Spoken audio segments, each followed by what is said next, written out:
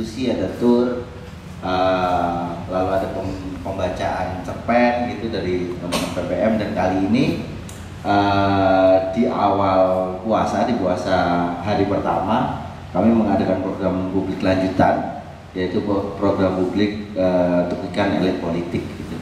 Yang isinya nanti akan ada perform lecture dari Sufi Wahyudianto, lalu ada 2 narasumber yang kami undang, salah satunya seniman yang terlibat, Mas Arif Furqon, dan juga ada Pak Budi Wising dari Banyuwangi. Dan kita nanti akan ngomongin gitu lebih dalam terkait apa sih konteks yang terjadi mungkin dalam beberapa wilayah yang berbeda gitu, dari sudut pandang Madura, Banyuwangi gitu, dan timeline waktu yang berbeda pula gitu, mulai saat Orde Baru dan pasca reformasi apa sih yang terjadi, dan itu akan dibicarakan dalam diskusi kali ini.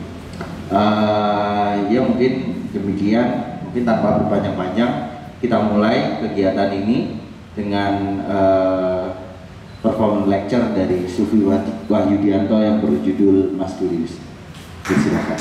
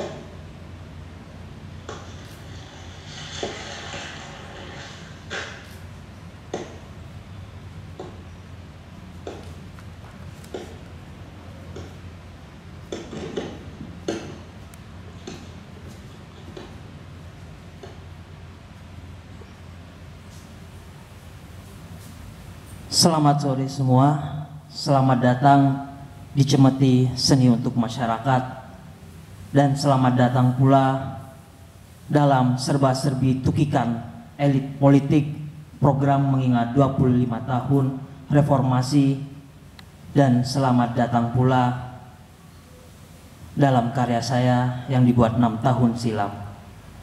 Karya ini berjudul Mas Durius. Teman-teman sekalian, semoga kita semua dalam keadaan baik-baik saja. Dan apabila kalian bertanya kepada aku, bagaimana kabarku hari ini, saya punya satu jawaban. Suatu ketika saya pernah bahagia, dan suatu saat nanti saya berharap bahagia. Dan sore ini akan berbagi untuk kalian. Saya bekerja dengan ingatan.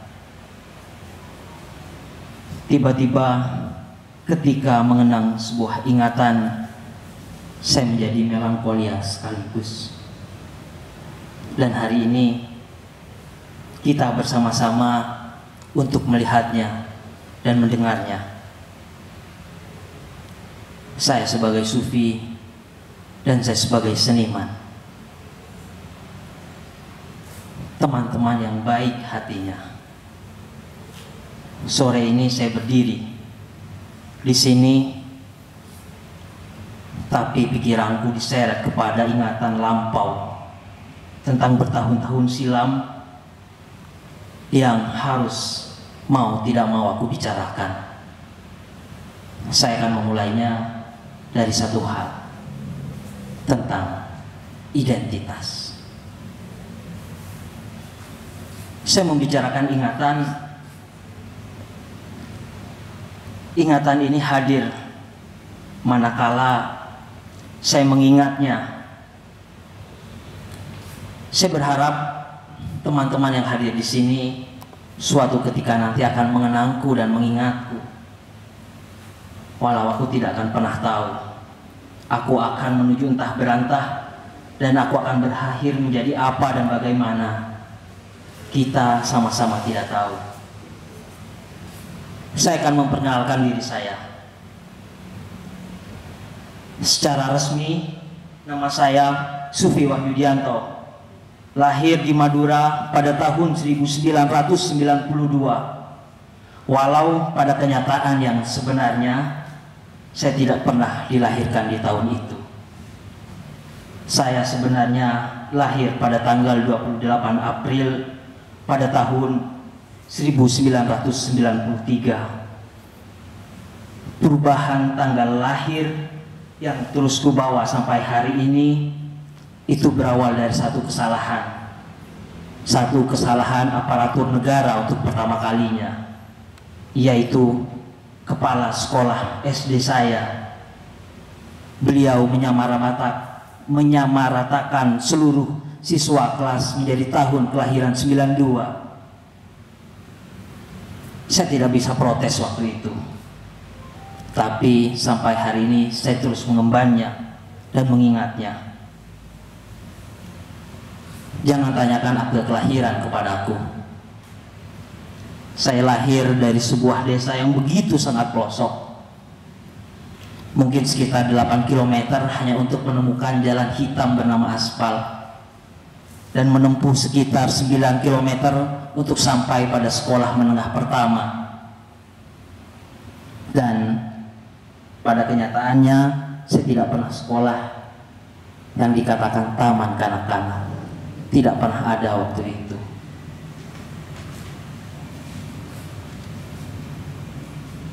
Teman-teman, setiap kali saya melihat kartu tanda penduduk ini, saya selalu mengingat satu intervensi yang mungkin juga tidak bisa kita lawan.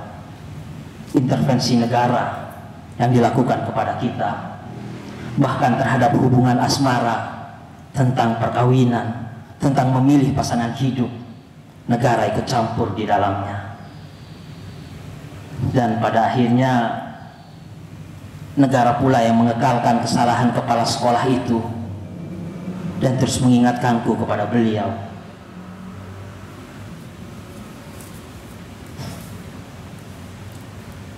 Teman-teman yang teduh jiwanya, tidak hanya saat sekolah dasar saya mempunyai pengalaman-pengalaman yang ingin saya lakukan. Saya punya ingatan lainnya. Sore ini saya pun diseret pada suatu peristiwa ketika saya menjadi seorang mahasiswa di Universitas Negeri Surabaya. Saya mengingat seseorang. Aku dan Agnes.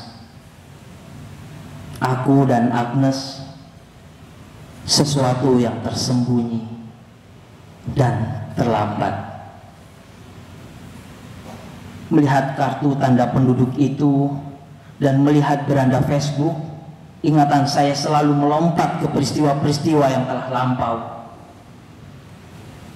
Ya, dia seseorang bernama Agnes Desi Wulansari.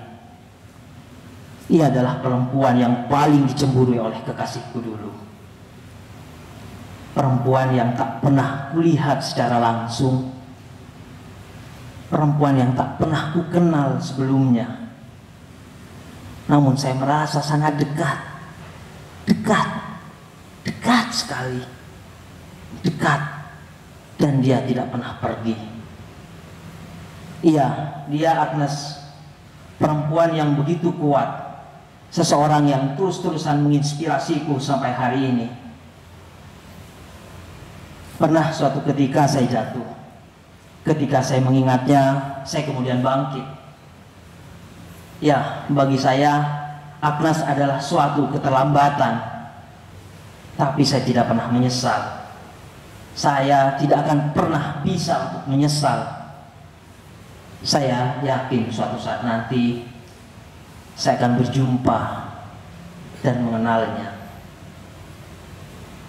Saya sangat terharu dan terlebih sering dibuat ngilu saat diam-diam saya mengirimkan pesan di inboxnya atau menulis 1-2 kalimat di beranda Facebooknya, meski saya tahu saya tidak akan pernah mendapatkan balasan darinya. Berikut adalah yang paling kuingat saat aku pertama kali ingin mengenalnya. Seorang teman mengabari saya melalui inbox, seseorang yang mengenal Agnes yang juga menjadi temanku. Ini adalah percakapan saya bersama Agnes yang bernama Lesti. Saya terkadang ngilu ketika mengingat tentang apa yang pernah saya lakukan. Pernah saya jatuh dan di titik yang paling terendah sekalipun, dan ketika mengingatnya saya kembali bangkit. Dan ketika saya bertemu dengan kebahagiaan, saya harus mengenangnya. Saya membacanya pada tanggal 7 Juni tahun 2014. Saya pernah menulis, terima kasih.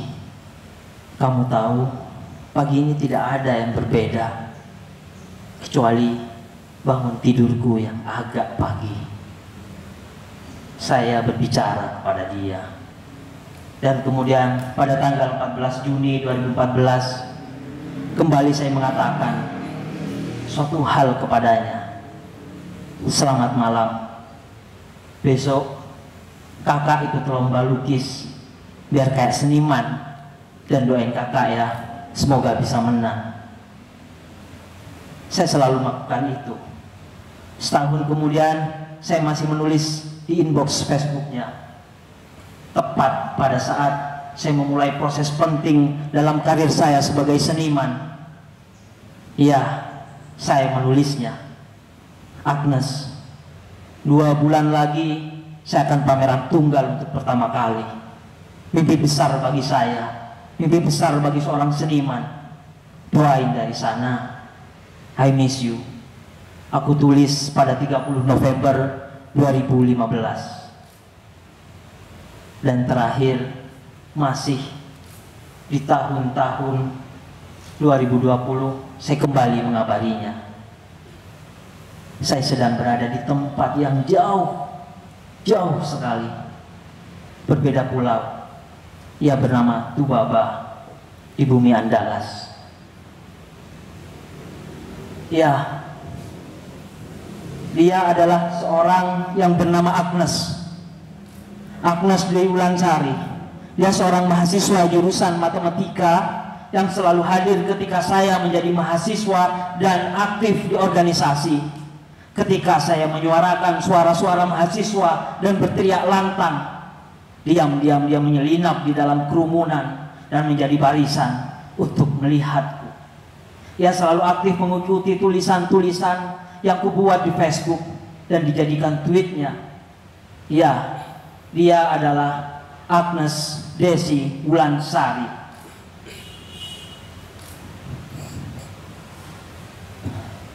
Teman-teman, Agnes sebenarnya sudah lama meninggal. Di 2014 dia terkena leukemia. Oleh sebab itu, saya selalu merasa kuat ketika jatuh, dan saya selalu harus membandingkan diriku dengan dirinya, karena dia berada pada titik-titik terakhirnya. Dia terus berjuang, berusaha untuk terus bertahan hidup. Namun pada akhirnya kenyataan berkata lain, dan aku tidak pernah bertemu dengannya di dunia ini. Ya, aku selalu menulis dan membaca pesan-pesan yang kukirim kepada dia, dan aku selalu berharap secara diam-diam aku akan membacanya, lalu mendoakan kebaikan atas dirinya, juga untukku. Sampai saat ini ada dua hal itu. Pertama adalah tentang kartu identitas, sederhana sekali. Yang kedua beranda Facebook. Keduanya terus mengikutiku sampai hari ini. Ini adalah ingatan yang personal bagiku.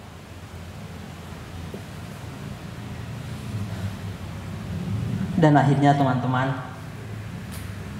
ada hal lain pula yang kualami, yang tersisa di masa laluku. Tepat pada tahun 1999, belum genap setahun Soeharto jatuh, pada bulan Februari 1999, Madura gelap gulita. Pemadaman listrik di Pulau Garam tersebut berlangsung selama 3 bulan. Dan di Jakarta waktu itu adalah gelanggang, di mana demonstrasi dan tuntutan disampaikan. Angin reformasi belum lama kita hirup. Dan di Madura pada saat yang sama, kekuasaan Orde Baru mendemonstrasikan kekuatannya melalui hantu ciptaannya berupa ninja. Ya, ninja. Isu ninja itu disebar bak asap dupa untuk menciptakan kecemasan, ancaman, dan ketakutan. Sesama warga pun saling curiga, dan celakanya juga bisa saling bunuh. Pada tahun 1999 adalah tahun-tahun penuh misterius, tahun-tahun penuh pembunuhan, penghilangan, dan seterusnya. Di kota ini akrab pula dengan kata Petrus, pembunuhan misterius. Lalu saya punya tafsir. Saya membicarakan ninja. Saya berbicara ninja di Madura. Lalu saya mengingat waktu itu sebagai anak-anak, dan saya mengingat satu. Ninja adalah Ninja Hattori.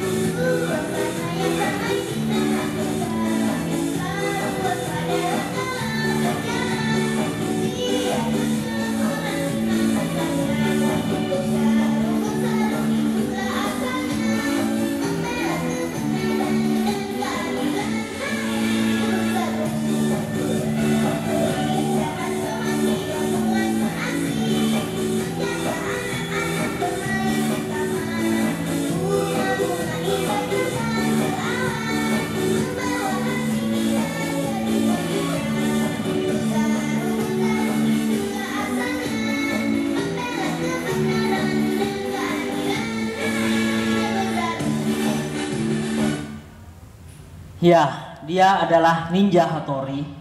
Ninja Hattori berdasarkan kacamataku dan teman-teman yang lainnya yang lahir di tahun 90-an. Kita mengenalnya sebagai sosok pahlawan, pembela kebenaran, ninja yang baik hatinya. Ninja Hattori adalah serial manga karya Fujiko Fujio yang kemudian diadaptasi menjadi sebuah serial anime TV yang pertama kali ditayangkan di Indonesia di stasiun TV RCTI tepat pada tahun 1997. Lalu kemudian ia berpindah ke stasiun TV Indosiar di tahun 2000 setelah reformasi, dan kemudian bertahun silam ia berpindah ke Spitstone sebagai wajah baru di tahun 2015. Sebenarnya jika kita tahu, Ninja Hattori adalah legenda ninja di Jepang, sebuah kisah nyata. Sebuah kisah nyata tentang kesetiaan seorang ninja bernama Kanzo Hattori. Ninja garda depan waktu itu yang begitu setia kepada tuannya, kepada kaisarnya, yaitu Tokugawa Ieyasu. Ia adalah seorang shogun penguasa Jepang pada tahun 1570-an. Dan rupanya ninja yang saya bayangkan sangat jauh berbeda dari ninja yang dibayangkan oleh orang-orang dewasa kala itu. Ninja di kepala saya adalah seorang yang membela kebenaran dan yang baik hatinya. Tapi sangat berbeda di kepala orang-orang dewasa waktu itu, tepat pada tahun 1999, ninja bagi mereka adalah sosok yang jahat, brutal, memburu banyak kiai dan membantainya di Madura. Mengingat itu semua, nampaknya begitu sangat politis. Ya, analogi Ninja Hattori. Saya teringat tentang sosok yang begitu setia kepada Soeharto, panglima besar kesayangannya, serupa Ninja Hattori kepada Tokugawa. Ia bernama Benny Murdani, panglima yang begitu setia kepadanya, panglima yang terlibat beberapa operasi militer. Salah satunya adalah peristiwa Tanjung Priuk yang banyak menewaskan demonstran Islam. Benny Murdani disinyalir adalah sosok paling kuat di militer setelah Soeharto. Dan pada tahun 1988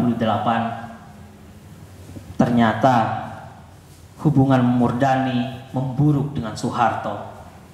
Murdani disinyalir akan merangsek masuk menjadi pimpinan tertinggi dengan perlahan, tentu menjadi sebuah ancaman. Ya, di puncak karir tertingginya, Benny Murdani diberhentikan sebagai panglima. Lalu kemudian Soeharto punya menantu kesayangan. Ia naik ke kontestasi kekuasaan dan ia bernama Prabowo Subianto. Lalu kita ingat lagi, di negeri ini hanya ada satu pasukan elit yang bergerak cepat serupa ninja. Ya, pasukan khusus yang seperti ninja itu tidak lain dan tidak bukan adalah Kopassus, pasukan terbaik yang dimiliki oleh Soeharto kala itu.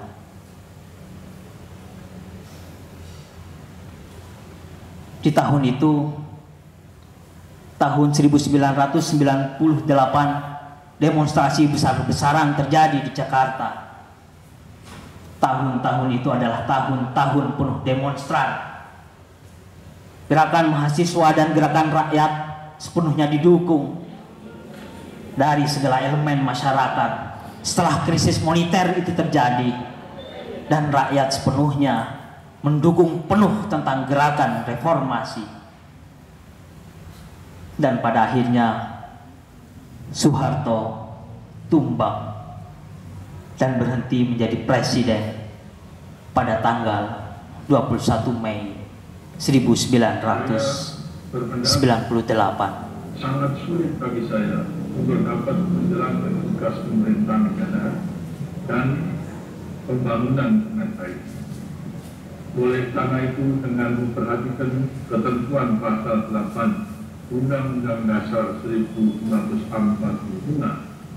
dan setelah dengan sungguh-sungguh memperhatikan pandangan pimpinan Dewan Perwakilan Rakyat dan pimpinan fraksi-fraksi yang ada di dalamnya, saya memutuskan untuk menyatakan berhenti dari jabatan saya sebagai Presiden Republik Indonesia terhitung sejak saya bacakan pernyataan ini pada hari ini, Kamis 21 Mei 1998. Ya, Soeharto berhenti tepat di hari Kamis, tanggal 21 Mei 1998. Begitulah analogi tentang ninja.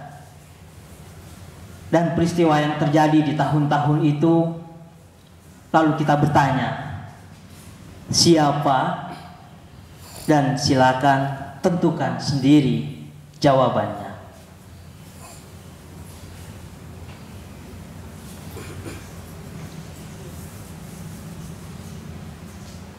Saya sampai pada satu hal tentang ninja dan kepala yang pecah. Saya menjadi semakin bingung dan kepala saya terasa pecah memikirkan tentang ninja-ninja itu. Bagaimana mungkin sosok ninja sebagai jagoan pembela kebenaran dan menjadi sebuah pembunuh keji yang memburu kiai, dan saya harus mengungsi agar aman pada malam-malam itu. Saya masih ingat betul, setelah asar ibu berkemas dan mengajak saya pergi ke tetangga. Kami menumpang tidur, berkumpul ibu dan anak-anak di sebuah rumah yang jauh dari balai desa. Sedangkan laki-laki dan bapak-bapak berjaga di lorong-lorong jalan desa dan balai-balai desa waktu itu. Dan celakanya, bapakku tidak di situ. Lalu kemudian, kenapa harus ninja? Dulu saya sangat tidak terima. Ninja Hattori itu tidak jahat. Kenapa harus mengambil sosok ninja yang jauh sebagai penamaannya? Sesuatu yang diadopsi dari Jepang. Jepang yang sangat jauh belantaranya dan sangat jauh pula kulturnya. Mungkin ada satu hal yang disembunyikan, yaitu tentang sesuatu yang akan tercium, sesuatu yang akan menjadi bau busuk tentang siapa sebenarnya yang menjadi pelakunya. Hingga yang jauh, baunya tidak akan pernah sampai. Lalu pada akhirnya muncul Mas Durius.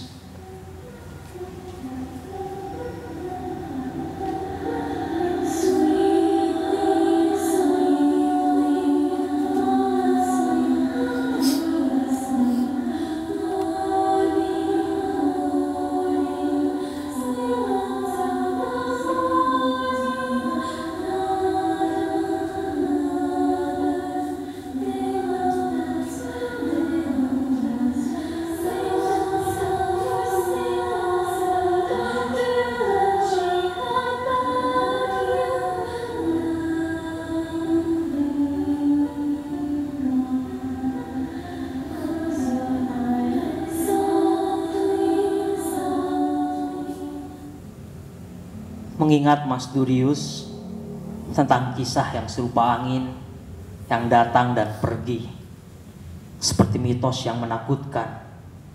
Dalam gulita Mas Durius tewas, sesosok lelaki yang berjalan cepat dan meracau tewas di pojokan pasar. Mas Durius tewas setelah seorang meneriakinya ninja masa kalap waktu itu. Setelah berhari-hari hidup dalam kecekam dan hidup dengan penuh kewaspadaan. Dan ternyata Mas Durius adalah seseorang yang memiliki keterbelakangan mental. Dia adalah seorang yang terus berjalan sepanjang hidupnya. Dia meracau. Sesosok tanpa identitas itu mengakhiri kisah perjalanannya di sebuah pojokan pasar, tepat di bawah patung Garuda Pancasila. Dan ini adalah beberapa arsip tentang foto kakek dan paman saya. Dua sosok laki-laki yang bersiaga di Madura kala itu. Kakek saya mantan lurah. Ia seorang guru ngaji dan paman adalah kepala desa. Kakek adalah salah satu orang yang diburu waktu itu. Aku mengungsi bersama ibu dan perempuan lainnya. Laki-laki jarang tidur di rumah saat peristiwa itu. Dan ini adalah paman. Ia adalah orang yang berada di garda terdepan. Ia seorang lurah. Sekarang ia sudah pergi menemui janjinya. Ia adalah seorang pemimpin sampai dengan hari ini aku berdiri. Dan ini adalah hal lain yang disisakan oleh masa lalu. Ini adalah saat-saat paling bahagia pada masa kanak-kanak saya. Saat itu saudara sepupuku ulang tahun. Saya begitu bahagianya melihat kue ulang tahun, walau itu bukan milikku. Dan saya punya cara tatap terhadap kenangan, terhadap sebuah foto. Foto adalah kertas kejadian bagiku. Bagi saya, pada sebuah foto ada satu irisan tajam yang sangat tipis dan tajam sekali, yaitu kebahagiaan dan kesedihan. Seperti mata pisau itu, seperti halnya kedatangan dan kepergian. Saya merindukan sesuatu, lalu saya mengingat sesuatu. Dan di akhir percakapan ini, saya akan menyampaikan satu hal. Sebagai konsekuensi kita hidup sebagai seorang manusia, sebagai seorang generasi penerus, dan sebagai seorang seniman. Pertanyaannya adalah,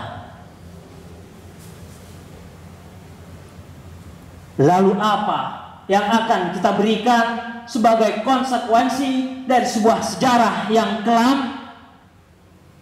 Dan apa yang akan kita bisa berikan sebagai kontribusi atas cita-cita untuk hidup di masa depan? Terima kasih.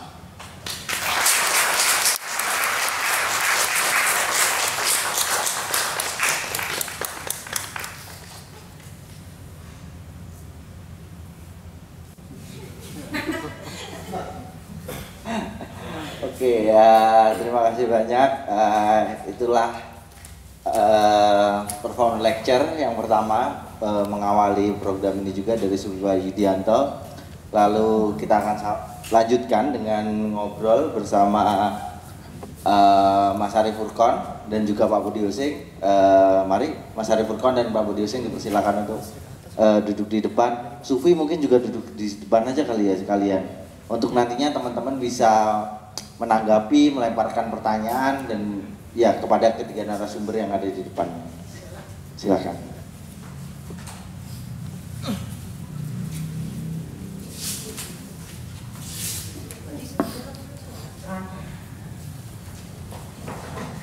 Oke,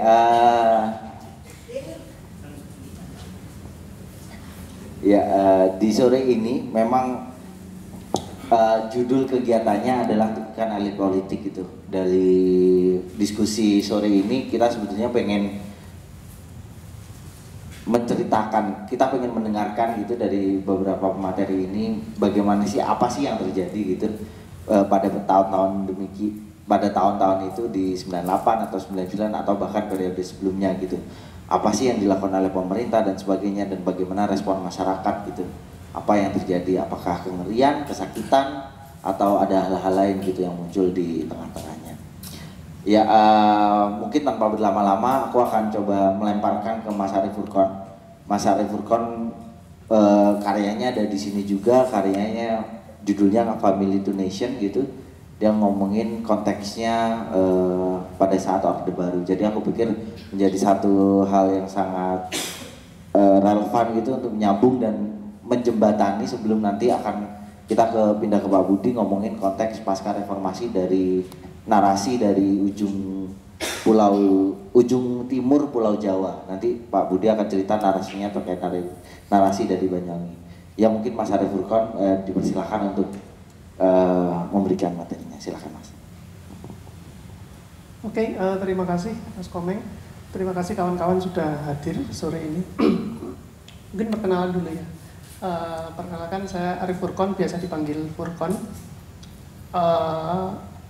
Sejak 2017 saya menekuni sebuah proyek berbasis arsip bernama Unhistory, di mana kami berfokus pada arsip keluarga, arsip fotografi dan juga dokumen-dokumen di masa era Orde Baru.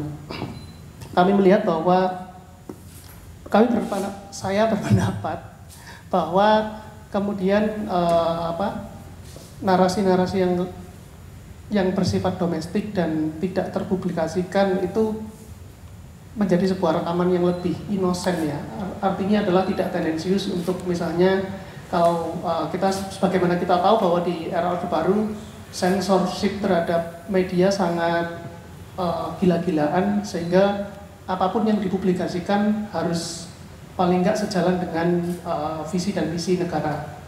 Misalnya pada waktu itu karena kenceng dengan ideologi pembangunannya, maka censorship terhadap itu akan sangat terasa sekali. Nah, berbeda sekali dengan rekaman keluarga yang memang tidak diniatkan untuk dipublikasikan secara luas, sehingga saya melihat bahwa rekaman-rekaman keluarga ini jauh lebih inosen ya. Saya tidak bilang bahwa dia inosen atau tidak ada pencitraan, tapi dia lebih inosen karena memang penceritaannya atau perekamannya dilakukan secara lugas dan minim tendensi. Dalam karya saya yang ada di sebelah sana, saya menggunakan materi-materi yang saya kumpulkan, baik itu foto keluarga yang saya temukan dan juga foto keluarga yang didonasikan oleh rekan-rekan saya, untuk kemudian menarasikan kembali bagaimana sih menarasikan dan juga mempertanyakan ulang bagaimana sih ideologi pembangunan di era Orde Baru. Karena bahkan Soeharto sendiri atau rezim ini mengklaim rezimnya itu sebagai rezim pembangunan, dan di salah satu mata uang yang terbit di tahun 92 atau 93 kalau nggak salah, mata uang 50.000, tampak foto Soeharto yang mencitrakan dirinya sebagai bapak pembangunan. Namun klaim-klaim ini kemudian bermasalah dan uang tersebut hanya dipublikasikan hanya dalam beberapa tahun ya. Jadi sekarang jadi limited uangnya. Mungkin aku akan membuka tentang bagaimana sih tukikan-tukikan politik atau bagaimana kemudian dampaknya dalam ruang-ruang domestik yang disebut keluarga. Mungkin nyambung dengan yang diperformakan oleh Sufi tadi, bahwa intervensi pemerintah misalnya lewat KTP itu bisa sangat terasa bahwa ya udah, kamu nggak bisa melawan kalau sekali kamu tercatat lahir tahun 92, ya memang harus sudah seperti itu, birokrasi akan jalan satu arah. Nah, hal tersebut juga sama dengan bagaimana ideologi pembangunan terus dijalankan. Teknologi pada waktu itu yang juga menjadi salah satu fokus misi pembangunan nasional tidak hanya menjadi tujuan, tetapi dia juga menjadi sarana. Misalnya adalah yang saya tampilkan dalam karya saya adalah televisi dan listrik. Jadi pemerataan listrik, walaupun nggak rata-rata banget ya, mungkin hanya Jawa aja yang merasakan listrik, bahkan sampai di pelosok Jawa gitu. Tapi di pulau-pulau lain mungkin listrik tidak akan gampang didapatkan. Nah, pembangunan infrastruktur seperti pembangkit listrik atau distribusi listrik, dia tidak hanya menjadi tujuan dari pembangunan tersebut, tapi dia juga menjadi sarana. Karena media indoktrinasi yang waktu itu, entah itu lewat radio atau televisi, yang menjadi salah satu media yang digunakan untuk indoktrinasi, itu membutuhkan listrik untuk memutar atau menampilkan broadcast dari channel televisi. Sehingga kemudian kenapa saya bilang dia tidak hanya menjadi tujuan, tetapi juga menjadi alat, karena memang pembangunan ini memiliki dua mata, yang satunya menjadi tujuan, yang satunya ya dia adalah menjadi sarana untuk menyampaikan visi dan misi negara, indoktrinasi dan lain-lain. Selain juga teknologi, aku pikir kawan-kawan juga, aku nggak tahu apakah familiar di sini, tetapi salah satu di dalam karyaku aku menampilkan sebuah video ABRI masuk desa. Video ini dulu dinyanyikan, tapi yang saya putar adalah versi dari Endang S. Taurina. Itu mungkin kayak Raisanya zaman sekarang ya, jadi kayak bintang pop yang lumayan populer. Dan dia menyanyikan lagu Mars ABRI masuk desa, yang kemudian menceritakan bahwa peran-peran militer yang ditempatkan di desa-desa itu adalah untuk sarana pembantu misi-misi pembangunan dan juga mendampingi masyarakat desa dalam melaksanakan misi luhur ya, misi yang luhur ini. Nah, tetapi dalam itu secara narasi populer yang saya dengar, yang saya diceritakan oleh kakek saya, yang diceritakan oleh ibu saya. Tetapi kemudian karena saya lahir di era transisi, saya mengalami era Orde Baru mungkin kurang lebih sekitar 8 tahun. Dan yang ada dalam masa kecil saya yang saya ingat adalah salah satunya adalah ketika ada menteri lewat atau pejabat lewat. Saya waktu itu masih SD. Kami semua diharuskan, SD saya agak masuk ke gang sekitar berjalan 500 meter. Kita harus berjalan berbondong-bondong ke pinggir jalan dan hormat sampai mobil menteri itu lewat. Jadi ada kayak ngapain sih ini kita harus hormat ke menteri, pertanyaan-pertanyaan inosen seperti itu. Atau mungkin ketika kakak saya yang menggambar Palu Arit di halaman belakang bukunya, terus kemudian buku tersebut dia menggambar dengan pensil, terus kemudian buku tersebut direbut oleh bapak saya dan dibakar, disobek dan dibakar, seolah-olah tidak cukup hanya dengan menghapusnya aja, bahwa kemudian trauma generasi-generasi bapak saya harus kemudian ditularkan kepada saya yang tidak mengerti apa-apa. Nah, trauma ini seolah-olah harus diwariskan karena memang bapak dan ibu saya ingin berhati-hati bahwa kamu jangan macam-macam, menggambar ini itu bisa bahaya, bisa sampai dicekal. Dari ingatan-ingatan tersebut terus memunculkan pertanyaan dalam diri saya, terus ada apa sih dengan Orba? Kemudian saya terobsesi dan ketika bekerja dengan arsip foto keluarga dan juga arsip-arsip lain, saya menemukan banyak dokumen atau banyak arsip yang kemudian tidak sejalan dengan narasi populer yang diberitahukan ke saya atau yang saya baca dalam buku-buku secara populer. Nah, kemudian yang saya lakukan dengan arsip tersebut dan kemudian menjadi metode berkarya saya adalah melakukan yang saya sebut sebagai hacking naratif. Jadi saya ngehack dalam tampilan ini, kira-kira ada apa sih yang kemudian tidak diceritakan. Dalam karya saya yang menggunakan lagu ABRI Masuk Desa, saya mendapatkan sebuah arsip yang didapat dari salah satu keluarga militer di Yogyakarta, dan dia mendokumentasikan bagaimana proses atau bagaimana kegiatan-kegiatan ABRI ketika masuk ke desa. Dan yang saya lihat memang jauh berbeda dengan apa yang diceritakan oleh kakek nenek saya. Saya melihat bahwa ya udah, tentara itu kadang-kadang ya rapi-rapi saja. Terus kemudian dalam lirik lagu yang populer disebutkan seperti ini misalnya, jangan ragu-ragu, pantang mundur terus maju, untuk ABRI sukses dirgahayu. Tetapi dalam rekaman-rekaman yang vernakuler, rekaman orang biasa, saya melihat bahwa kalau orang bertemu pejabat berseragam atau pegawai berseragam seperti tentara, itu tidak akan seperti lirik lagunya. Mereka pasti akan ragu-ragu, takut, dan kayak, wah aku ngapain nih kok dipanggil ABRI. Nah, ketakutan tersebut atau kontak-kontak yang kemudian tidak terekam dalam narasi sejarah besar yang kemudian saya ciptakan juxtaposisi atau perbandingan antara apa yang diceritakan oleh lirik lagu tersebut dengan apa yang kemudian terekam oleh arsip keluarga. Itu mungkin soal desa dan ABRI masuk desa. Dan kemudian hal lain yang saya dapatkan ketika melihat kondisi Orde Baru dari arsip, karena memang saya tidak mengalaminya, jadi saya hanya bisa belajar melalui buku-buku atau yang saya ulik sekarang arsipnya adalah bagaimana kontrol-kontrol terhadap ruang itu bisa sangat terasa, baik dalam ranah publik atau dalam ranah domestik. Dalam ranah publik tentunya pasti lewat censorship, baik publikasi media atau apapun, tapi dalam ranah dalam ranah domestik ada semangat-semangat, misalnya semangat pembangunan yang kemudian tidak hanya terekam, misi pembangunan tersebut juga terefleksikan tentang bagaimana masyarakat itu melakukan perekaman. Misalnya seperti apa yang dikatakan seorang antropolog bernama Karen Stressler, bahwa kemudian foto keluarga Indonesia itu cenderung memotret kejadian yang puncak dan sangat formal.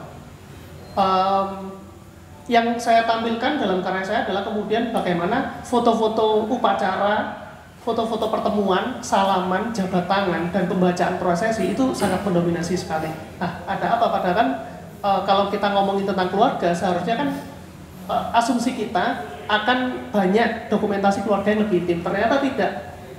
Atau bahkan dalam album foto militer yang saya temukan dalam keluarga militer, prosentase dokumentasi keluarga dan dokumentasi kerja misalnya ada sekitar 1.500 foto yang saya temukan dalam satu keluarga militer. Tetapi yang memuat tentang keluarganya sendiri, anak, ibu, bapaknya itu hanya sekitar 400 foto. Sedangkan 1.000 lebih lainnya merekam dunia kerjanya. Dari sini mungkin secara nggak langsung kita bisa simpulkan bahwa ada kedekatan yang lebih atau intensi yang lebih untuk merekam dunia kerja ketimbang keluarga misalnya. Saya kemudian kalau kita ngomongin militer atau urusannya dengan dunia luar selain keluarga, sosok bapak ini jauh lebih intens dekat dengan urusan negara daripada urusan domestik. Yang lainnya juga selain kontrol-kontrol dalam ranah domestik tersebut, ada juga kontrol-kontrol dalam ranah privat atau ranah kepercayaan atau ideologi, misalnya lewat indoktrinasi tentang bagaimana sih perempuan seharusnya, lewat jargon-jargon 3M misalnya, maca, masak, mana, atau bagaimana seorang bapak yang ideal. Jadi posisi-posisi rumah tangga itu memang sangat dibagi dalam hal tersebut. Nah, dalam karya saya, kenapa kemudian saya menampilkan dua macam ruang. Yang pertama adalah ruang tamu, di mana saya menampilkan televisi dan menggunakan lagu ABRI Masuk Desa adalah bagaimana media itu tersebut kemudian bersifat indoktrinatif, menyorot siapa yang nonton TV, dan kemudian di ruang privat tetap terjadi pengawasan-pengawasan atau praktek panoptik yang secara tidak sadar kita akan terus merasa diawasi. Nah, itu dilancarkan tidak hanya dari ideologi-ideologi, tapi juga melalui institusi dasar seperti pendidikan, agama, dan lain-lain. Dan aku pikir kalau untuk mencerminkan dalam masa sekarang, kayaknya juga nggak jauh berbeda ya. Kayak bagaimana kemudian kalau dulu media bersifat satu arah melalui indoktrinasi televisi, meskipun sekarang medium komunikasinya jauh lebih demokratis, kita bisa menggunakan internet yang sifatnya lebih banyak arah, tetapi kemudian munculnya undang-undang bodong seperti UU ITE atau apapun juga sepertinya kita kalau bilang bahwa apakah kemudian praktek kontrol terhadap masyarakat itu sudah hilang, mungkin tidak bisa kita jawab tidak, tapi dia justru melahirkan kemungkinan-kemungkinan baru untuk mengontrolnya. Mungkin itu aja sih. Terima kasih.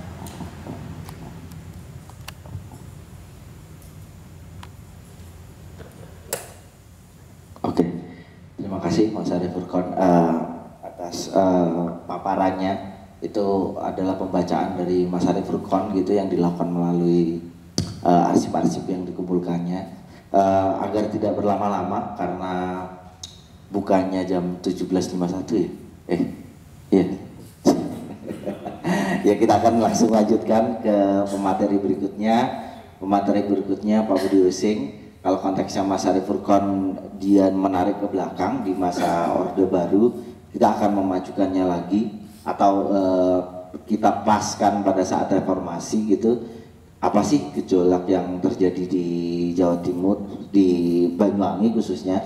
Karena memang kalau di pameran ini beberapa seniman konteksnya ngomongin tentang peristiwa itu, peristiwa pembantian Dukun Santet dan sebagainya. Dan Pak Budi ini adalah salah satu adalah penulis buku politik santet gitu. Makanya dia akan mungkin akan banyak memaparkan terkait peristiwa-peristiwa yang muncul pada saat reformasi di Banyuwangi dan runtutan peristiwa politik setelahnya gitu. Waktu dan tempat dipersilahkan untuk Pak Budi. Silakan Pak. Assalamualaikum warahmatullahi wabarakatuh. Nama saya Budi Using, itu nama samaran, aslinya Eko Budi Setianto. Saya kelahiran Jember, separuh darah saya Madura, separuhnya orang Using asli. Profesi saya jurnalis sampai sekarang. Mungkin karena profesi saya itulah saya punya kesempatan untuk masuk ke setiap detail peristiwa yang ada di Banyuwangi. Jadi perjalanan tumbangnya Soeharto mulai kasus santet itu kita ada di tempat. Jadi kalau mas-mas tadi itu menggambarkan hanya dari lingkupnya, hanya dari sudut pandangnya, bagaimana orang harus melekan wengi-wengi ya, bagaimana dia harus mengungsi. Saya menyaksikan sendiri bagaimana seorang guru ngaji kepalanya pecah, bukan katanya mas. Maka saya bilang, mohon maaf, saya wartawan politik, maka saya selalu vulgar nulis. Biadab politik itu, mas. Dan yang perlu diingat dalam catatan saya, seperti terlihat di sini, kasus santet itu meledak, itu berkaitan dengan dua momen penting. Ya, satu, akan dipisahkannya TNI dan Polri, kalau nggak salah. Momennya itu. Kedua,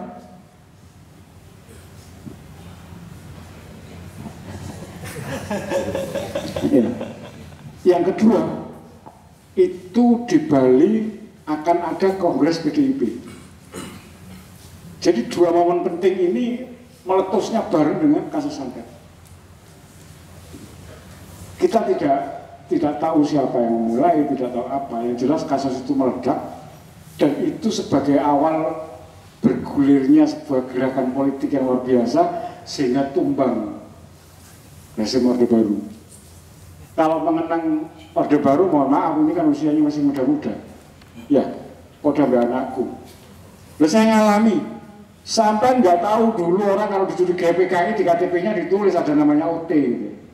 Gak ngerti. Di KTP-nya udah dikasih tulisan OT. Saya tanya apa organisasi terlarang? Anjing mereka itu. Begitu kejamnya Orde Baru. Jadi kadang-kadang saya dengan kasus meledaknya politik saya kasus meledaknya santet itu ya. Kadang-kadang saya tidak marah, cuma miris. Barangkali terjadi sebuah pemberontakan yang luar biasa karena kejamnya Orde Baru. Ya, kecemas. Dia menggunakan PKI sebagai isu laten. KTP didengeri. Ya, siapa yang ingat? Coba tanya ke bapak-bapak sampean. Menjelang September kita dipaksa nonton TVRI yang isinya filmnya itu. Ya. Betul, pernah nonton. Sampai hafal. Mungkin karena unek-unek singkat itu, mungkin ada pihak yang sengaja ini harus didongkel. Ya. Dan saya bilang tadi sama mas-mas, yang nyeting ini jenius, dan ini tidak bisa dihindari bahwa ini setting politik, bahwa ini gerakan politik. Hebat, meskipun salah ambil lah istilahnya. Ya, mau bunuh orang nganggo ladine pawon misalnya, bisa sama-sama mati gitu. Lalu mending pakai pedang. Contohnya apa? Ya tadi itu isu yang digunakan isu santet. Kenapa isu santet? Ya, santet itu gak untuk bunuh kok. Santet ini adalah pelet. Tadi saya cerita, mulai dari kelasnya ringan sampai yang tinggi, santet.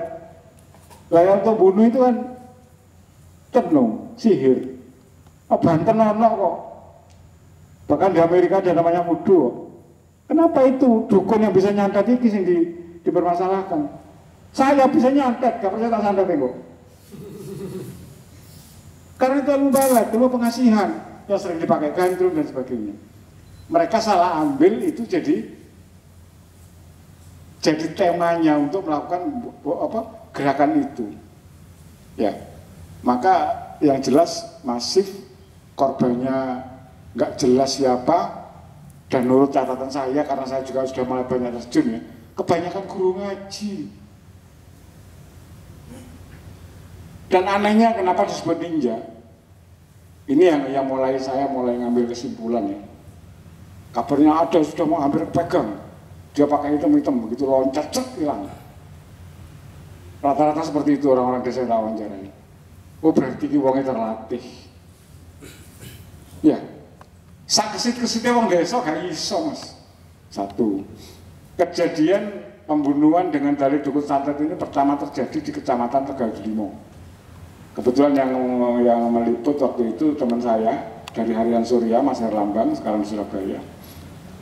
Waktu itu ada laki dan perempuan yang terbunuh karena dituduh dukun santet. Pelakunya menggunakan sarung yang ditaleni ini kalau dikatakan motornya ketahuan. Itu. Kemudian mereka berdua, laki dan perempuan ini dimakamkan dalam satu liang lahat di Kecamatan Tegaldelimo. Itu pertama terkuat.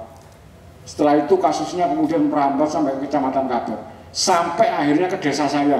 Loh desa aku ini loh panggonannya dukun. Desa saya Licin, namanya desa Licin di lereng Gunung Ijen. Panggonannya dukun mas, ngobati uang loh gak ngobat. Joko kekep perlu kekep. Yang untuk masa itu ya, dikai banyu, didongi, dikai waras. Itu tempatnya di tempat saya mas. Jalan aneh panas gitu ya, jalan banyu menurut. Mereka lah yang ketakutan sekali dengan terjadinya kasus itu, sampai saya belum pernah nangis. Saya ini paling hati nangis ketika itu. Ada inisiatif dari teman saya, karena kakeknya bisa ngobat-ngobatin orang begitu, dan beberapa orang akhirnya mereka gotong kakeknya itu ke masjid. Ada sekitar 20 orang, sumpah pocong, ya Allah sadis banget. Betul, saya saksi mata. Itu saya nggak bisa terima. Oh, politik gitu ya, coba. Tapi saya nggak itu politik. Saya nulis buku ini pun kadang-kadang sampai ditanya sama orang-orang itu, apa sih maksudnya mas? Saya hanya jawab pertanyaan anak saya, ngajari. Tapi bapak dengan nulis begitu tuh nakut-nakuti kita supaya tidak masuk dunia politik. Jangan kerdil pikiran kalian. Justru dengan buku ini rambu. Kalian tetap harus masuk, perbaiki sistem dari dalam. Dan kalau kalian jadi politisi minimal lebih bermoral daripada yang sekarang. Bukan nakut-nakuti, itu terjadi dalam dialog di Malang mas. Bapak nakut-nakuti kita, kerdil kalian. Makanya sekolah itu bayar. Ya, serius ya. Jangan sampai Malang, gedungnya tadi gurung dari tersangka, anggota dewannya nggak dari tersangka. Betapa bermoralnya mereka. Saya kepingin teman-teman ini masuk dunia politik, gak sekedar cerita. Tadi tak gugat. Ya, saya kadang-kadang iri sama teman-teman ini, kiprahnya begitu luar biasa. Lawan mereka. Tadi saya cerita, satu hal sederhana sekali ya. Saya pernah ketemu Pak Anar Gonggong, ini sedikit cerita setback. Saya tanya, sampai seminggu saya nanya mas, begitu ketemu apa mas Budi yang mau saya tanya? Saya mau tanya Pak, dosanya lagu genjer-genjer itu apa? Itu peristiwa di Banyuwangi. Banyuwangi itu jadi laboratorium politik. Sudah saya sebut dan dibetulkan orang. sejak zaman kerajaan. Banyuwangi selalu mendapat diskriminasi politik. Peristiwa besar pemberontakan, peristiwa penjajahan sampai ada pengakuan menghabiskan 8 ton emas keluar enggak dalam sejarah nasional. Kenapa? Tadi sempat kan, saya nggak akan cerita itu. Maka ketika itu terjadi ledakan, itu kemudian seperti orang histeria. Namanya manuver politik, subhanallah. Gus Dur itu terhormat. Kalau perlu kakinya dicium. Nong Banyuwangi pidato loh dilempar gelas aqua, Mas. Bukan katanya, saya meliput saya. Sampai akhirnya diselamatkan. Saksinya Imam Narawi yang mantan jadi Menteri Olahraga. Menpora. Loh, iya, saya baca buku ini ternyata saya kata. Pak Imam ngajanya iya kok. Yang menyelamatkan Gus Dur waktu itu Pak Samsul yang melangkul. Sebegitu ngerinya. Kemudian tahun 2001 ketika Kongres PDIP mau dilaksanakan di Bali, manuver mereka lebih hebat. Ketapang diblokir oleh pasukan Banser. Kurang ngeri ya manuver politiknya. Artinya masyarakat mulai liar. Kalau sebelumnya terjadi tadi itu seperti feodal, menteri ya itu baris, bendera tinggal-tinggal ya. Oh mereka dilawan. Ketika Ketapang diblokir, Pak Samsul Bupati loh nggak boleh masuk. Saya bisa masuk karena kenal banser-banser itu orang singkernet ya, aku tahan ya. Saya ngomong, lewat wartawan nggak boleh masuk, bagaimana berita nyampe Jakarta? Akhirnya saya diizinkan masuk dengan pengawalan. Yang lain wartawan dari Australia, dari Singapura, macam-macam nggak bisa masuk saya. Ngeri Mas. Yang turun ternyata bukan anggota banser tok. Dari kelompok-kelompok pesantren beserta kiainya, pedang terhunus di sini tulisan Arab sambil baca mus di wajah. Saya moto dengan tatak saya. Waktu itu masih pakai film. Sebegitu ngerinya kejadian. Pasca reformasi. Dan euforia politik pasca reformasi itu tadi itu saya bilang, ya mungkin karena sudah lama ngempet, yang selama ini terlalu diatur-atur ya. Gila nggak untuk menurunkan sebuah buat seorang bupati aja pernah dikerahkan anggota PGRI se-Jawa Timur. Se-Jawa Timur dikerahkan ke Banyuwangi untuk menurunkan Ratna Ani Lestari. Ada dalam catatannya. Orangnya ketawa ini di penjara beli buku ini ketawa. Sampai kok saya cerita jelas ini. Jelas saya ada di lapangan. Sebegitu atraktifnya mereka. Samsul Hadi itu bukan setiap bulan, setiap minggu di demo. Bahkan dia punya pengawal pribadi dari desasinya Kopassus gitu ya. Sampai segitu menyelamatkannya. Jadi luar biasa. Itu salah satu dampak politik.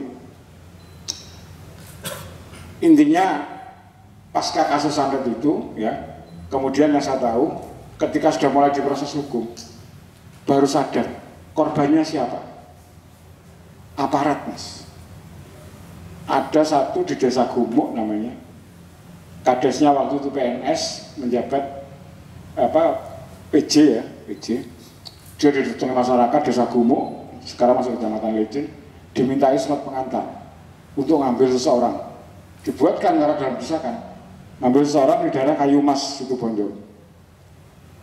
Singkat cerita, mereka ngambil orang itu dan orang itu dianiaya mati, mayatnya digeletakkan di balai desa. Ketika proses itu sudah mulai diproses hukum, korbannya kades yang di penjara. Kades. Ngeri itu. Teman saya ada yang kata karena ikut kelihatan pas gerung-gerung dan sebagainya. Yang menjadi misteri saya, yang bunuh itu siapa? Yang bunuh orang-orang itu. Ternyata ada masyarakat sendiri. Ada semacam provokasi, Mas. Ciri-cirinya lampu mati. Dia harus nutup mukanya. Masyarakat sendiri yang digerakkan untuk bunuh itu. Kejadian di dusun Karangsari, Desa Segobang. Kita sudah capek istirahat, jam 4:30 mau tidur. Wah, digedor gitu. Pak, ada korban. Lari kita ke sana, kepecah kepalanya Mas Budi. Kita nggak berani, nggak ada namanya kengerian luar biasa. Untung kalian nggak ngalami itu. Tapi itu cukup jadi catatan sejarah. Jangan terulang. Makanya kali ini kalian, mohon maaf ya Kak, saya orang tua biasanya pesen-pesen ya. Makanya kali ini manfaatkan perjuangan kalian dengan sebaik-baiknya. Piye carane kuliah itu bisa terjangkau? Iya, dasar pendidikan itu. Saya aja miskin mas, pas-pasan untuk rokok kadang-kadang. Target saya anak saya kuliah, Jokowi bapaknya. Serius, kalian dengan pola pikir seperti itu, insya Allah, siji nomor loro ya. Ojo egois lah. Nah selama ini ngerti kampus itu egois mas. Tahu egoisnya apa? Mohon maaf kalau saya terlalu vulgar ngomongnya. Penelitian dilakukan oleh seseorang untuk meraih gelar profesor. Puluhan juta, ratusan bahkan. Sing biaya negara. Hanya untuk ngambil dapat satu diploma pengakuan itu profesor. Ya, gila nggak? Coba hasil penelitian itu lempar ke masyarakat. Nggak ngerti bahasanya mas. Terus masyarakat sebagai objek penelitian itu apa? Ini saya kritik begini di kampus. Terus menurut Pak Budi gimana? Terjemahkan lagi tesis-tesis hasil penelitian itu ke dalam bahasa yang lebih populer sehingga masyarakat ngerti ada jejaknya. Karena itu negara yang biayai. Masa hanya untuk seseorang raih gelar profesor sampai begitu jungkir balik? Saya ada di masyarakat. Kebanyakan seperti itu peneliti mas. Betul. Kenapa terjadi seperti itu? Karena orientasi kalian masuk kampus itu beda. Sing digoleki apa? Ijazah. Sorry saya kritik. Seharusnya orientasi kalian masuk kampus itu bukan ijazah yang dicari mas. Sorry ini tak sampaikan di mana-mana termasuk di Malang. Apa pak? Membuat kampus kurasen ilmu dosen-dosenmu sehabisnya. Ijazah ngikuti. Lah kalau golekmu ijazah lo skripsi tuku. Loh, gak usah rahasia mas, saya ini pengamat. Ya, iya 2,5 juta itu skripsi kok. Gak usah ngel-ngel. Maka orientasinya, itulah terjadi sampai kenapa penelitian sama ini. Saya lu korban penelitian, bukuku akan hilang. Saya penulis, kebetulan menulis, jadi sumber-sumber saya banyak dipakai, tapi yang menerima hal-hal lain, yang menerima instansi terkait. Mas Budi yang penelitian dampingono, transaksinya sama mereka, buku saya yang digondoli. Kenapa? Saya otodidak tapi ke bukuku di penelitian karena mereka hanya bisa ngomong, nggak bisa berbuat. Dan ini satu-satunya buku politik yang tercatat mas. Banyuwangi itu miskin literatur, termasuk seni budaya. Kan saya bilang adik-adik, mumpung kalian masih sempat nulis. Apa yang bisa kalian lihat tulisan. Ojo repot-repot nulis seni budaya, terlalu jeru. Badokan lo tulisan dari buku. Jadilah muncul. Olah rasa ujung timur Jawa. Sekarang naskahnya diambil oleh BRIN, Badan Inovasi. Guyu, iya Budi lah, sederhana kan? Kultur tradisi di sekitar sana. Itu kalau nggak sampai tulis, ceblonan putu ini sampai harus nggak kenal mas. Paham? Ini putusnya mata rantai. Termasuk bahasa. Mohon maaf agak berkembang ya. Termasuk bahasa, ini sudah saya diskusikan. Kalian ini mesti ngejak ngomong anaknya bahasa Indonesia. Betul. Itu memutus bahasa ibu. Saya protes keras. Nok Banyuwangi, nok besok, sing jelas anaknya tidak ngomong bahasa Indonesia. Ayo makan dulu terus mandi. Saya marah. Pak, biar bisa bahasa Indonesia. Bahasa Indonesia ini ketika masuk pendidikan formal secara otomatis diajarkan. Tapi dengan sampai ngajak ngomong bahasa Indonesia mulai dini, terputus bahasa ibu. Dan ini yang akan menghilangkan jejak penularan bahasa. Jangan orang lain, aku ngomong ke bojoku ngomong bahasa Osing, lalu aku domblong. Apa aku ya? Jangan gak ngerti. Berawal dari benturan-benturan itu, saya sampai diadili sama Samsul, kamu ini kritis, anakmu dewe kayak bahasa Osing. Saya ngomong, ini loh pentingnya. Banyak idiom, banyak kearifan lokal yang muncul dari bahasa itu. Kalau itu nggak kalian jaga, kekayaan kalian hilang. Ya, padahal kalau merawat tulisan-tulisan itu, saya ini merasa nggak kerja. Gimana ada Bud, deadline tanggapan likur, apa majalah lontar? Majalah lontar itu Balai Bahasa Jawa Timur ya. Ada yang terbitan khusus bahasa Osing. Wah, pegawaian, nggak biro. Karmu istimewa karmu, wih honorin ngeri. Tak pamer kan, bukan saya pamer honor. Gitu, merawat etnik. Gitu, merawat bahasa. Cerita bercelotehnya saya. Sebelum pandemi sudah dikenal dulu yang namanya Pak Geblok itu. Iya kan, saya kan istilah kok. Ya kita terjemahkan dalam bahasa daerah ya. Nah, makanya itu pentingnya menjaga, Mas. Mojo karena ibu muda rumah tangga sudah milenial, anak jangan ngomong bahasa Indonesia, gak ngerti bahasa ibumu. Ya, bisa wong kuno lek muda ngarep piye, tak lelo ledung bisa ngomong apalah orang ini gitu. Kan itu memutus mata rantai sejarah. Odo, saya bahkan dari bilang anak-anak milenial begini sudah buta sejarah. Buta sejarah, jangan politik. Apalagi susah kalian yang rata-rata lahir di atas 90-an. Tragedi mengirikan dulu santet itu kalian nggak ngalami, saya saksi mata. Maka saya bilang, sudahlah selesai. Sudahlah. Politik itu biadab, tapi nggak harus dihilangkan. Tetap politik itu penting, tapi minimal harus lebih bermoral jadi politisi. Jangan terlalu banyak korban. Saya ini ekstrim di Banyuwangi. Saya nggak suka. Makanya teman-teman politisi itu kalau ngomong ya, mandar kon kampanye ngomong demi rakyat, sumpah tak lempar. Diam. Mereka ini yang tidak kekuasaan, proyek di sini. Masa contohnya anggota legislatif itu apa tugasnya? Bikin regulasi kan? Begitu bikin perda transaksi mas sama bupati mas, anjing nggak mereka sudah digaji? Rata-rata itu. Saya wartawan mas. Ono nggak perda begini, kepentingannya perda supaya ada aturan. Ya. Mereka sudah dibayar sebagai anggota legislatif. Ditransaksi no, nggak gibiro. Ya Allah. Itu wakil-wakil kalian yang harus kalian perbaiki moralnya. Dengan lebih banyak diskusi politik, akhirnya ngerti kon, makanya ada dasar milih. Dalam Banyuwangi murah mas. Suara nih uang masih ketemu jadi. Makanya saya ambil sudah di pukul waktu. Kalau saya sampai anak aku mengajar mereka siap. Makanya orang-orang Banyuwangi kalau saya mau meneruskan buku seperti ini, nulis buku politik, fobia. Sering ngundang aku loh, ngopi, tua partai. Apa diskusi mas? Licik. Ya, Pak Budi. Terima kasih banyak atas pemaparannya Pak Budi dan banyak refleksinya, refleksi yang diberikan gitu atas praktek yang terjadi sekarang atau hal-hal yang banyak disoroti Pak Budi, dan juga tadi spesifik ngomongin peristiwa pembantian dukun santet yang mana Pak Budi juga sebagai saksinya ya, karena beliau mengalami lalu terlibat di dalamnya sebagai seorang jurnalis gitu untuk meliput gitu.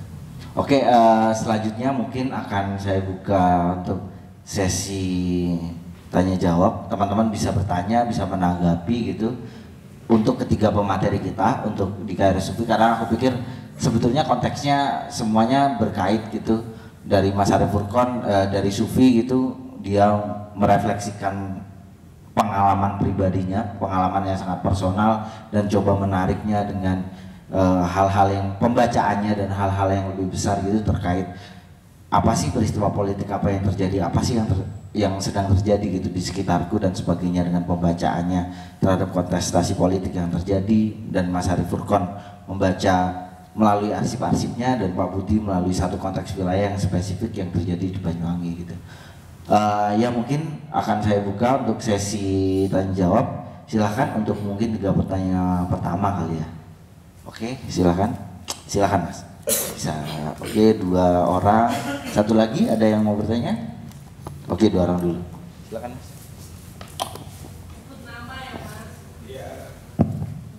Ya, makasih. Saya Amos. Ingin bertanya dan mungkin ada sedikit tanggapan. Dari yang tadi dijelaskan, mungkin ini ada benang merah yang saya tangkap tentang siklus kuasa Orde Baru itu ya, yang begitu hegemonik, dari mulai narasi sejarah yang seragam gitu ya, historiografi, politik pengetahuan, sampai politik keseharian yang tadi banyak dibahas gitu. Kemudian ketika membahas ruang keseharian dan intervensi kuasa terhadapnya, arsip keluarga kemudian menjadi medium resistensi yang penting gitu untuk kemudian merawat ingatan yang diabaikan, disingkirkan, dan mungkin dianggap terlalu sepele untuk disebut sebagai sejarah gitu. Saya tertarik bagaimana metode dalam kerja penciptaan khususnya dari Mas Sufi dan Mas Arief Furqon sebagai generasi yang mungkin sama ya dari kebanyakan kita, generasi yang ingin membaca ulang sejarahnya sendiri gitu, membaca ulang warisan historis yang menempel gitu. Kemudian pertanyaannya yang paling penting saya pikir, metode apa yang bisa dibagikan untuk kita semua ya sebagai publik, karena tadi dari lecture performance-nya Cak Sufi saya pikir ada panggilan ya untuk melakukan kerja serupa gitu, panggilan untuk membaca ulang kembali diri kita dan identitas sejarah di baliknya gitu. Nah kemudian itu tadi pertanyaan, metode apa yang bisa dibagikan kepada publik ya, kepada kita semua untuk melakukan kerja-kerja perawatan ingatan yang serupa gitu. Mungkin itu aja.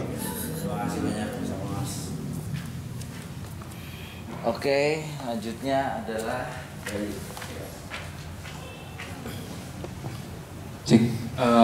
terima kasih. Perkenalkan, nama saya Gayuhana Waskito. Mungkin saya akan bertanya spesifik ke Pak Budi Osing. Saya pribadi sebagai seorang generasi yang lahir pasca reformasi, yang mengetahui cita-cita atau trauma kekerasan waktu reformasi itu kan dari cerita orang tua atau ya yang kita lakukan sekarang, berdiskusi di ruangan ini gitu. Menarik sekali, saya cukup tertarik dengan tragedi yang terjadi di Banyuwangi. Namun banyak sekali pertanyaan yang timbul di kepala saya gitu. Salah satunya mungkin adalah kenapa ini kok menyasar ke dukun santet? Apa hubungannya dukun santet ini dengan konspirasi politik atau atmosfer politik waktu itu gitu? Seberapa besar pengaruh dukun santet ini ke sana? Karena dukun santet ini kan jadikan korban. Itu yang pertama. Dan yang kedua adalah saat ini sudah menyasar ke dukun santet, kenapa bisa merambah juga kepada elemen-elemen masyarakat NU yang saya juga beberapa kali baca di beberapa media arus utama, itu juga ada klaim dari PBNU untuk menyatakan korban-korban ini sebagai bagian dari NU gitu. Dan yang terakhir mungkin sampai sekarang kasus ini kan juga masuk ke dalam kasus kekerasan hak asasi manusia ya, kasus HAM yang ditangani Komnas HAM gitu. Sampai sekarang kasus ini bagaimana sih Pak pengawalannya, dan apakah sudah dituntaskan atau belum gitu? Mungkin itu aja. Terima kasih. Terima kasih. Ada yang mau menambahkan? Kalau belum ada mungkin langsung kita jawab aja kali ya. Untuk yang pertama mungkin untuk Mas Arief Furqon dan untuk Sufi menjawab pertanyaan Amos gitu terkait metode penciptaan gitu, sebagai generasi yang ingin membaca ulang sejarahnya. Metode apa sih yang bisa dibacakan gitu? Karena Sufi dan Mas Arief Furqon keduanya membuat karya berdasarkan itu dan punya pendekatan masing-masing. Mungkin bisa bercerita, silahkan Sufi. Terima kasih Mas Amos. Saya akan menjawab dengan posisi saya sebagai seniman gitu. Ada tarik ulur ketika seniman menghadapi konteks gitu kan. Terlebih konteks itu di luar dirinya gitu. Tapi saya yakin pada satu hal gitu, satu teks gitu kan, personal is political gitu kan. Apapun yang terjadi terhadap diriku itu juga dialami oleh orang lain gitu. Katakanlah semisal semacam satu hal gitu, kita membicarakan rasa sakit yang diterpa oleh tubuh kita, rasa sakitnya itu sama dengan orang yang dirasakan di belahan bumi manapun gitu. Nah, itu gambaran sederhananya. Oleh sebab itu saya yakin betul ketika dikenalkan pada satu metode namanya autoetnografi gitu, itu jadi sangat penting bagiku sebagai landasan cara berpikirku gitu untuk menghadapi konteks gitu. Nah, di titik itu melalui autoetnografi, satu hal yang aku alami untuk membedakan gitu ya, membedakan ketika kita datang ke suatu publik, suatu peristiwa atau suatu tempat gitu, saya datang sebagai diriku.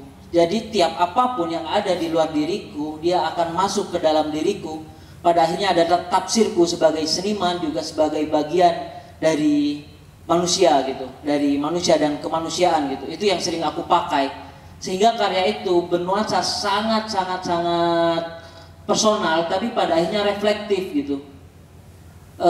Cara kerja kesenian itu kan transenden dan imanen gitu kan. Ketika kita sampai kepada tahap transenden sebagai seniman, ketika karya terpajang, imanensi dari karya itu akan terpancar gitu dan diserap oleh orang-orang yang menghadirkan karya itu. Dan lain tidak bukan itu adalah hal di karya yang kita sebut tentang ruhnya gitu. Nah, aku pikir autoetnografi, lalu kemudian saya bekerja dengan satu hal lagi yaitu aforisme gitu.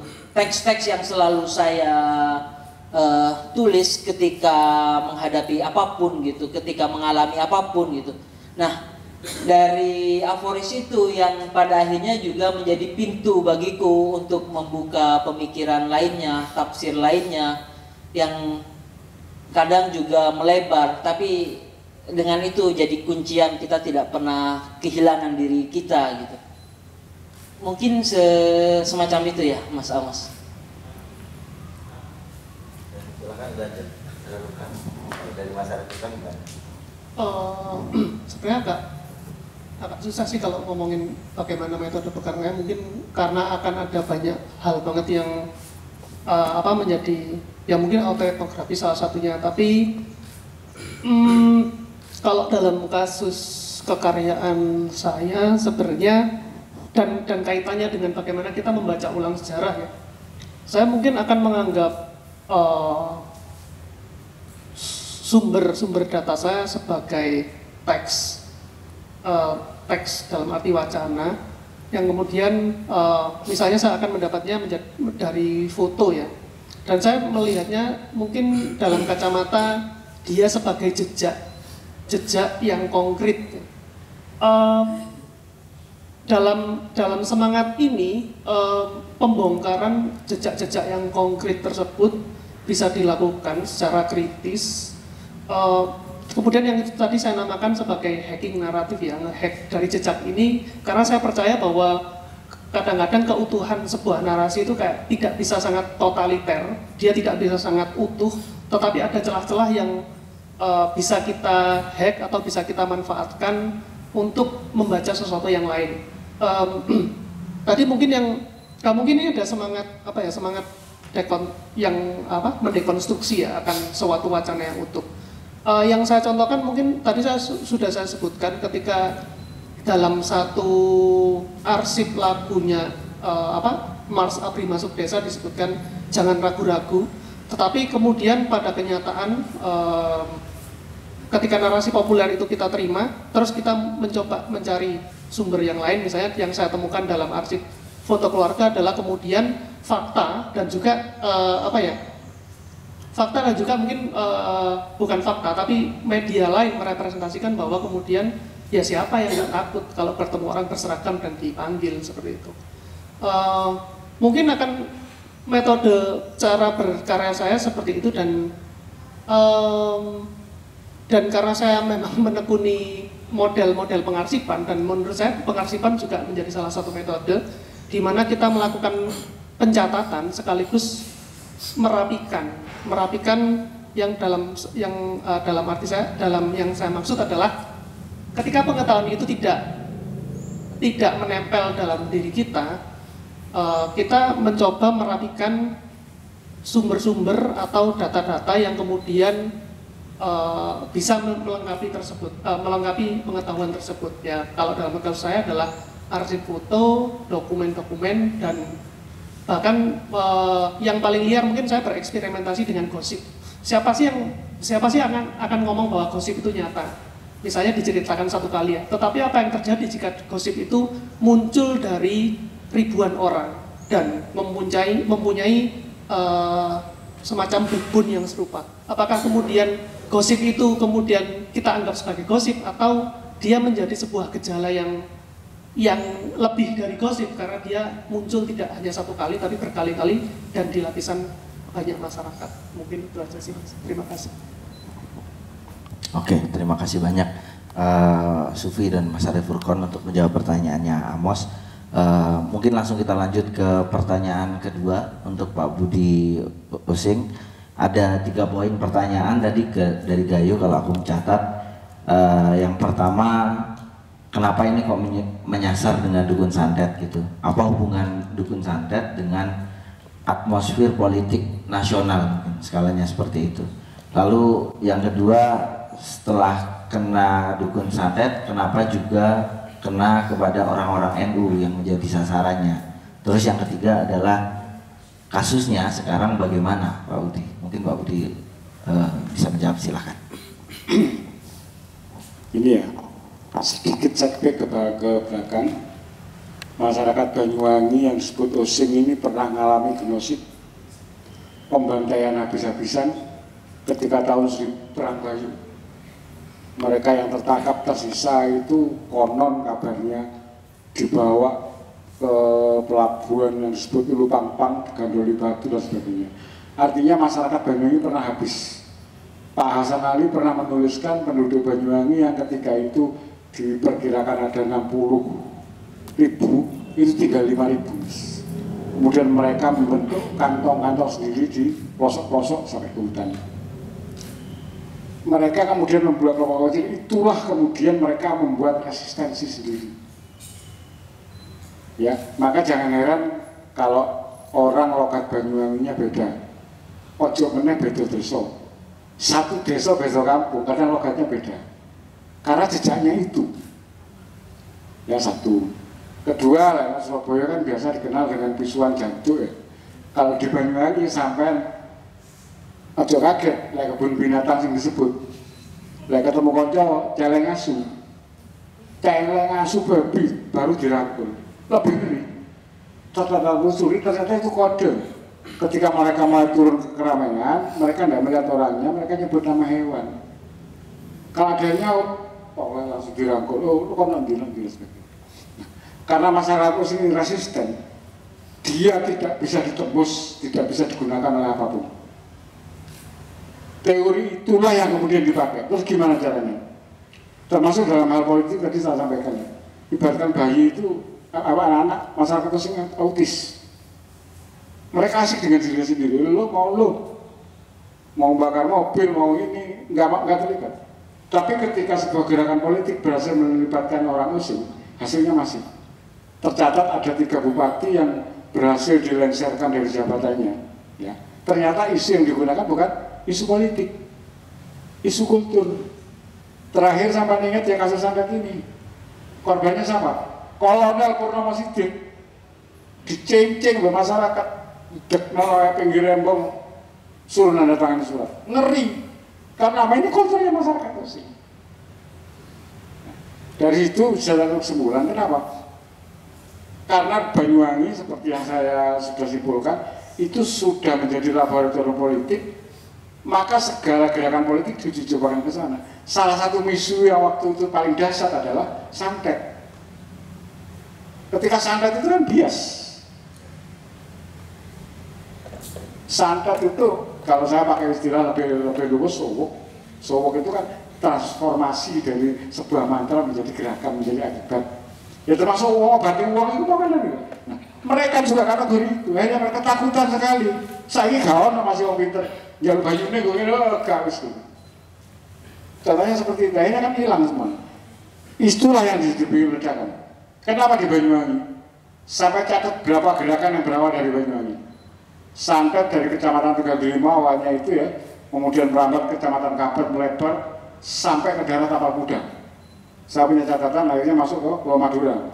Setelah itu baru ke Jawa Barat. Kita insya Allah lengkap, cuman saya nggak hafal. Ke Banyuwangi, kenapa saya? Itu isu yang paling menarik. Cuma tadi saya bilang salah comot. Tapi memang itu yang harus digunakan. Kalau ngomong sihir bisa diambil dari mana-mana. Ya, kalau ngomong tenung bisa diambil dari mana-mana. Mungkin di Madura juga ada orang ngomong tenung. Tapi santet itu istilah keren Banyuwangi. Padahal santet itu pelet, selesai. Maka itu yang digunakan.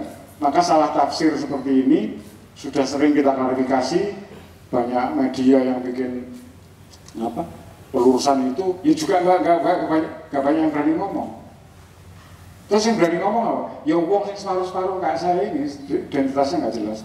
Kalau orang ngasih orang masing-masing itu diem, resisten gitu. Bahkan budayawan Hasnan Singodimayan almarhum, saya baca tulisannya, santet itu adalah bentuk resistensi masyarakat musik. Maka kenapa di Banyuwangi itu hal-hal yang sifatnya mistis itu menjadi segojangan, Mas.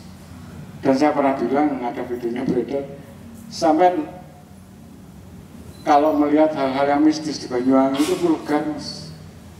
Gak usah sembunyi, gak usah guwo. Contohnya apa, Pak? Lah, eranya sekarang modern, mau ada festival besar dan sebagainya. Sing tidak ketinggalan dalam urutan keperluan yang harus dipenuhi apa? Tukang sarang udan. Logis nih. Loh, betul ini, Mas. Bupati orang udan, sing dia itu Mas, vulgar. Itu mistis Banyuwangi. Jadi nggak perlu bahas yang berani nantang. Gak usah nang Mas Purwo, gak usah nang ini ya nang Banyuwangi nang kota atau itu hal-hal mistis. Kenapa SBY itu dulu kampanye politik pertama di Banyuwangi? Beberapa hari sebelum itu ada orang berawu cepat-cepat itu Joko Banyu langsung musik Tanjung. Saya hanya ketawa tok, Mas, beberapa tahun ya. Oh, dipercaya sih gini. Tapi itu dilakoni. Nah, maka dengan nuansa itu Banyuwangi dinilai paling pas untuk laboratorium politik. Catat, silakan saya mencek. SBY pertama kali kampanye sebagai calon presiden itu di Banyuwangi. Dan beberapa hari sebelumnya, bahkan saya yang nganter karena disuruh buat Samsul lagi. Suruh nganter ke seluruh Tanjung. Dulu lagi tentara ini. Wah lah percaya ini. Jadi, ya terlepas saya jadinya bukan karena itu. Tapi itulah.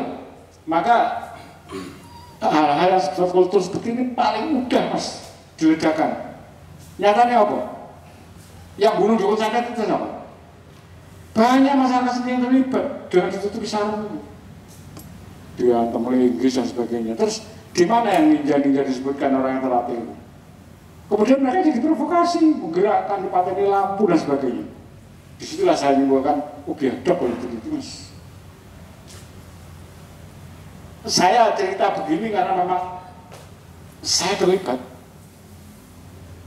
Dan sebelum itu saya diingatkan lagi ya, salah satu bukan kerja, apa namanya, salah satu catatan penting, ya, sama nyebut apa tadi? Petrus di Jogja. Di Banyuwangi ngeri, Mas. Pembunuh misterius singkatannya dari itu. Ya. Orang kalau dicurigai sebagai bajingan yang kelas kakap sudah tidak bisa dikalahkan, kemudian mereka mati tertembak. Saya melihat langsung ketika abah saya mulai berangkat kerja. Abah saya berangkat kerja, tahu-tahu balik, no apa ini? Kalau orang mati, ditutupi godong, kepalanya pecah. Itu yang dilakukan Orde Baru untuk mengatasi. Satu sisi baiknya apa? Ya memang bikin jerah. Ya, kan selalu ada sisi baik ya. Ya selalu bikin jerah. Jadi bangsa ini ngomong reformasi, transaksi gelap 300 triliun. Nah, sama saja. Maka saya bilang ya adik-adik inilah tanggung jawab, diluruskan apa yang kira-kira benar. Kalau kaitannya sama NU, Pak Budi, kenapa korbannya banyak dari NU? Itu bias Banyuwangi sebagai basis NU. Yang terbunuh justru banyak dari NU. Memang sengaja membiaskan situ supaya ledakannya keras. Benar ternyata. Ya, siji. Ini sama cerita NU. Mumpung ada tokoh Banyuwangi. Iya, saya cerita NU. Kedua, jawaban terakhir, terus bagaimana prosesnya. Sampai saiki yo gak jelas, Mas, mana negara. HAM.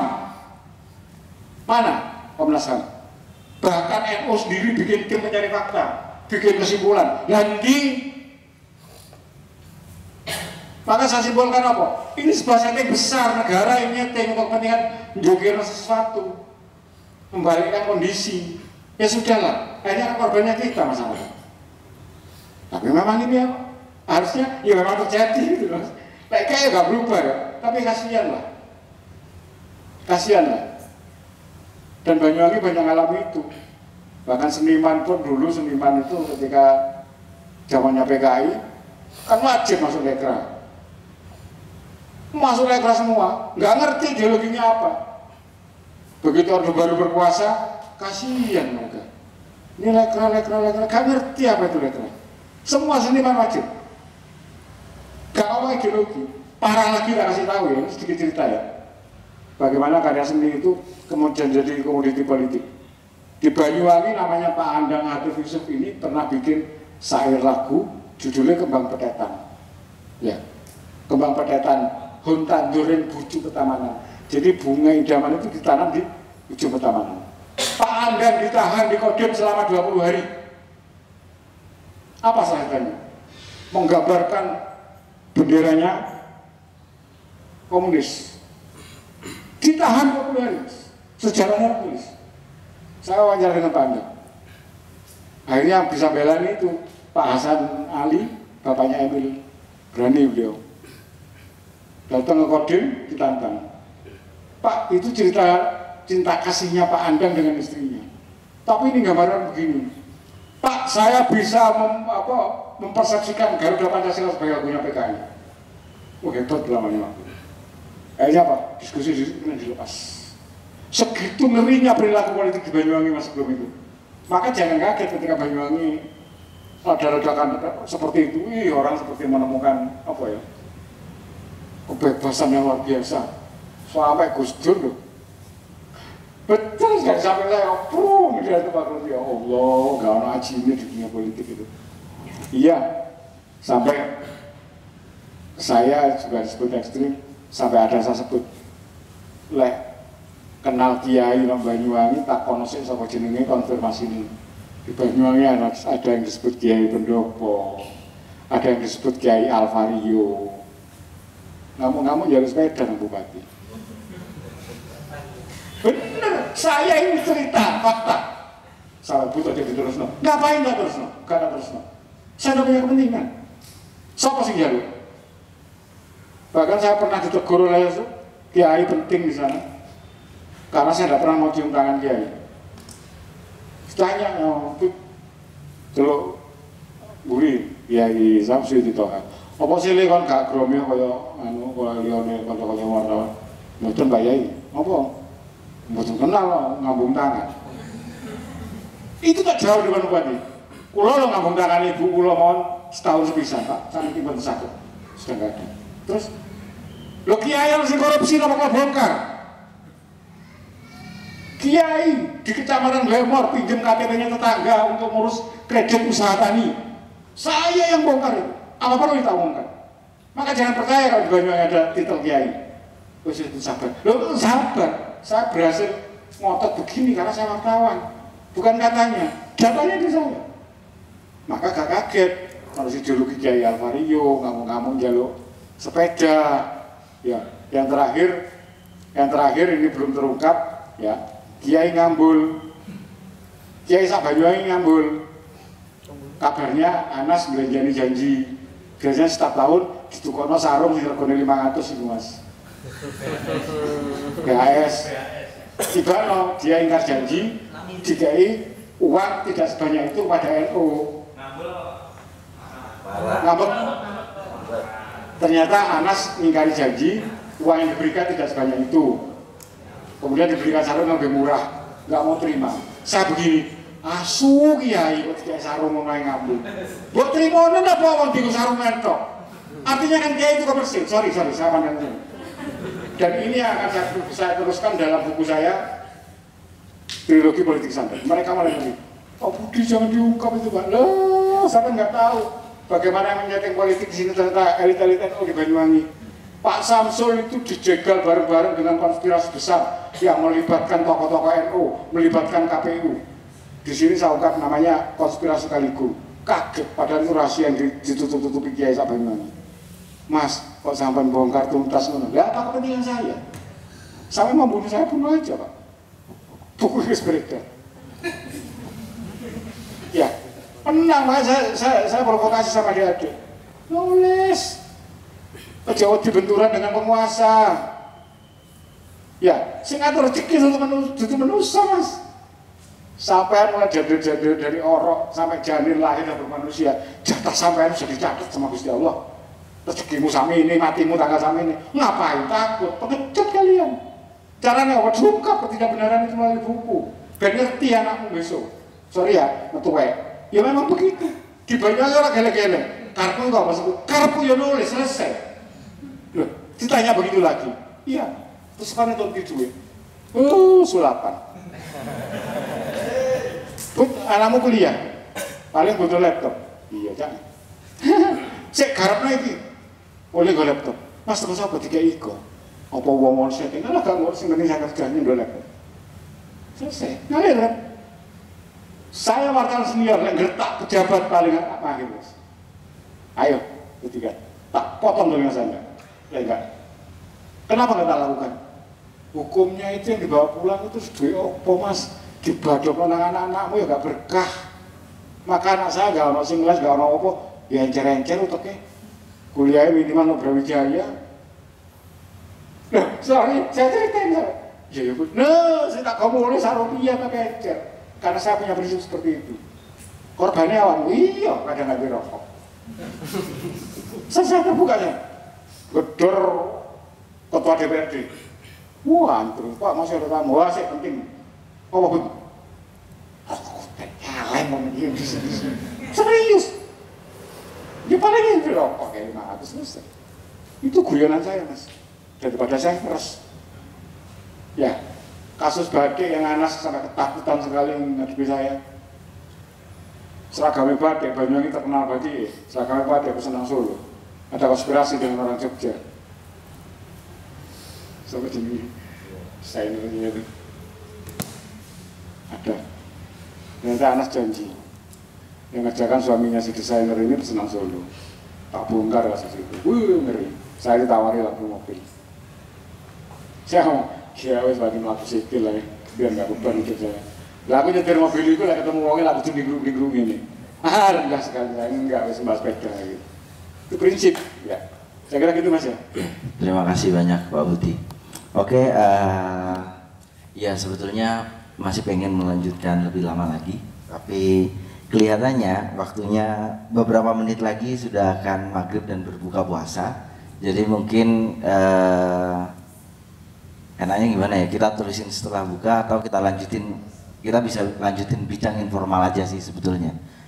Oke, mungkin begitu aja. Jadi ya itu tadi adalah ada perform lecture dari Sufi, lalu paparan dari Mas Arief Burkon dan dari Pak Budi Using yang sudah bercerita panjang lebar terkait apa sih yang terjadi, terkait gejolak politik dan sebagainya gitu yang terjadi di Banyuwangi secara spesifik kalau Pak Budi Using, dan pengalaman-pengalaman beliau saat menjadi seorang wartawan juga menjadi satu refleksi gitu atas peristiwa-peristiwa yang terjadi setelah reformasi gitu. Mungkin kita bisa menarik banyak hal gitu dari pengalaman yang dimiliki oleh Pak Budi dan kedua seniman kita. Oke, kita akan akhiri diskusi kita sore ini. Tapi setelah ini teman-teman nanti bisa berbuka dan beribadah di sebelah di stockroom. Teman-teman bisa, ya, mushola baru. Teman-teman bisa beribadah di sana. Lalu bisa ada takjil juga yang bisa dinikmati untuk membatalkan puasanya. Dan juga jangan lupa besok ada tour galeri di sore juga sekitar jam 3 gitu. Karena memang agendanya kita ngabuburit terus hari-hari ini. Akan ada konsumsi, tapi teman-teman memang harus mendaftar gitu. Hanya ada jam 4, oke, maaf. Oke, kalau gitu saya tutup diskusinya. Terima kasih banyak buat Sufi, buat Mas Arief Burkon dan Pak Budi Using. Terima kasih juga buat teman-teman yang datang ke sini. Semoga apa yang sudah disampaikan oleh pemateri bermanfaat untuk kita semua. Saya akhiri. Wassalamualaikum warahmatullahi wabarakatuh.